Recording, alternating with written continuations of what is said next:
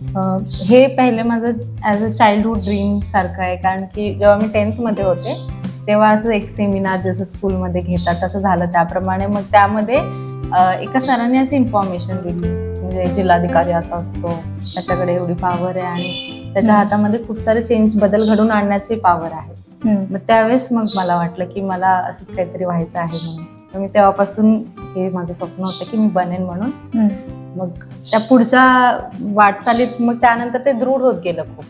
पुढच्या वाटचालीत जसं मी बघितलं, माझी बॅकग्राऊंड खूपच फायनान्शियली लो कंडिशन मधून आले, त्यामुळे ते मी बघत गेले आजूबाजू. पाहताना मग असं वाटते की यार, समाजामध्ये असे भरपूर जण आहेत ज्यांना ते अपॉर्च्युनिटीज नाही भेटत, शिक्षणाची अपॉर्च्युनिटीज नाही भेटत. तर त्यासाठी त्यामुळे मला या पदावर पोहोचायचं होतं की मी ते बदल घडवून आणण्याचा प्रयत्न करू शकेन.